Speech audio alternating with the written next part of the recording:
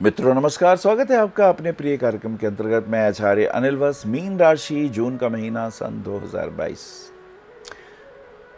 Mean राशि के स्वामी देवगुरु बृहस्पति ज्ञान के, विज्ञान के, प्रवचन के, नॉलेज के देवता, जल तत्व प्रधान राशि है। ऐसे लोग इमोशनल भी होते हैं। मंगल गुरु की युति लगन में, मंगल इनका द्वितीयेश जो मार्ग स्थान है, भाग्येश भी है। और गुरु के साथ मंगल में अद्भुत योग है, लक्ष्मी विष्णु योग बना हुआ है, धन प्राप्ति के योग बनेंगे। उधर राहु शुक्र द्वितीय भाव में,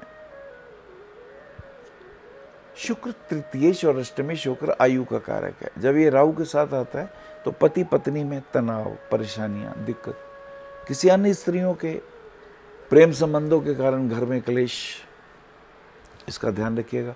शनि 12वें घर में, शनि देखता है 7th हाउस को और मंगल भी देखता है।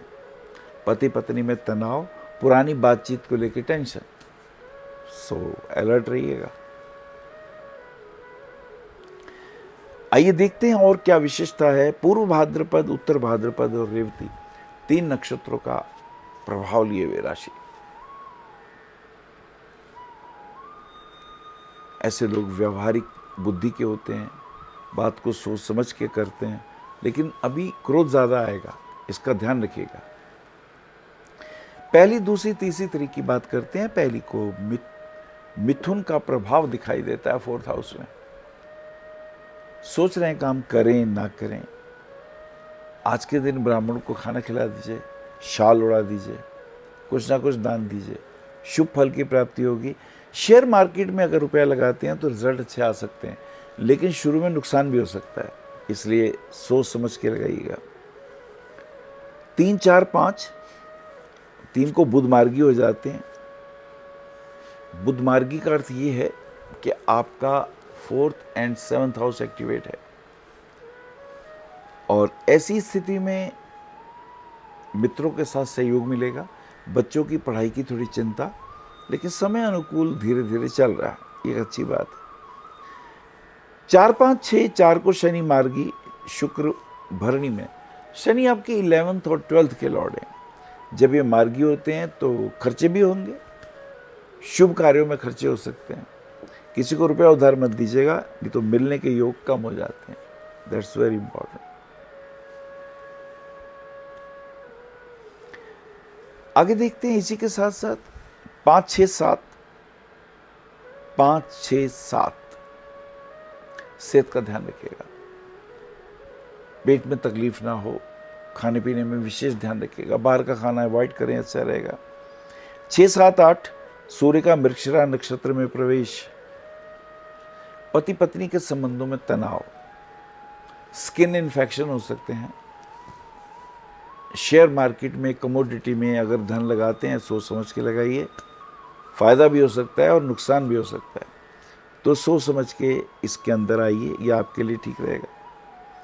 10, 11, 12, 10 तारीख को निर्जला एकादशी, और ये समय स्वास्थ्य के लिए बहुत अच्छा नहीं है। गॉल ब्लैडर, किडनी में यदि स्टोन है तो डॉक्टर को दिखाना चाहिए। लेकिन कपड़े के काम में, लेडी सूटों के काम में फायदा, ज्वेलरी के काम में लाभ, तो इस क्षेत्र में लाभ होने की संभावनाएं बनती है। 12, 13, 14, 12 को प्रदोष व्रत और 12 तारीख की स्थिति भाग्य अब साथ देगा। अब मन भी सही रहेगा, पॉजिटिव रिजल्ट आएंगे, पिता की तरफ से भी आशीर्वाद की प्राप्ति होगी, और जो आप मेहनत कर रहे हैं उसमें देवताओं का भी आशीर्वाद आपको मिलने जा रहा है। दैट्स वेरी इंपॉर्टेंट, ये लाभ हो सकता है। चलिए आगे चलते हैं। 15, 16, 17, 15 को सूर्य का मिथुन राशि में प्रवेश हो जाता है।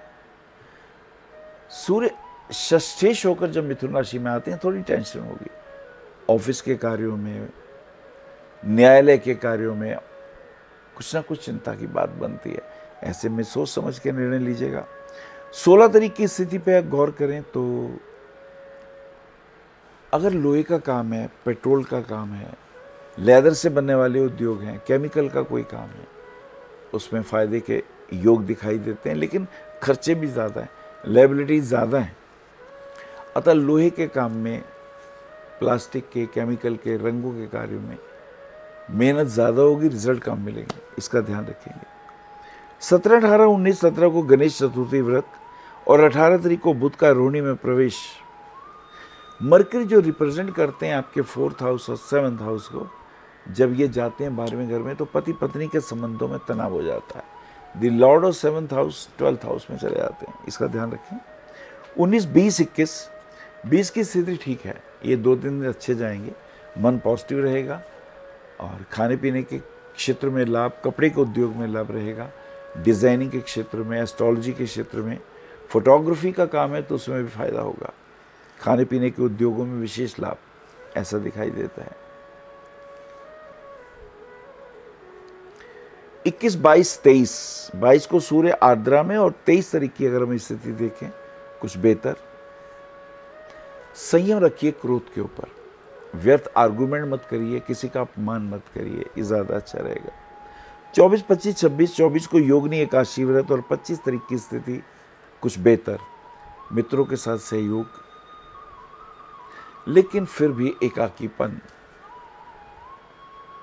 पति पत्नी के संबंधों को पॉजिटिव रखिएगा, नहीं तो उसमें प्रॉब्लम, परेशानी वाली हो सकती है। 26, 27, 28, 26 को शुक्र रोहिणी में प्रदोष व्रत। 28 तारीख को बुध का मृगशिरा नक्षत्र में प्रवेश। माँ की सेहत का ध्यान रखिएगा, उनको तकलीफ ना हो, परेशानी ना हो, इसका ध्यान रखिएगा।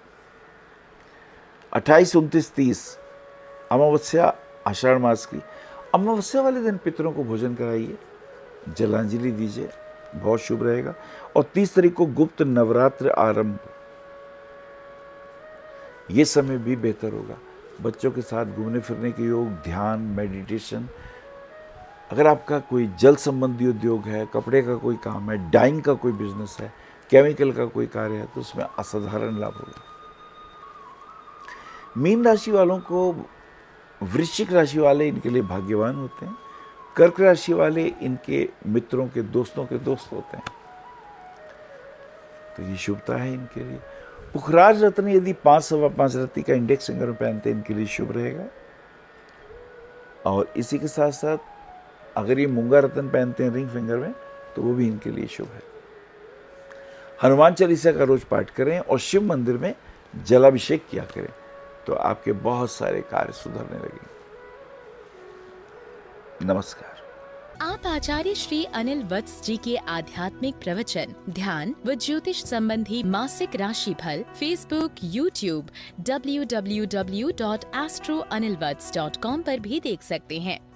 For appointment, भविष्य कथन, Monday to Saturday, 11 a.m. to 6 p.m. BE 279, Street number 6, Harinagar, New Delhi 110064.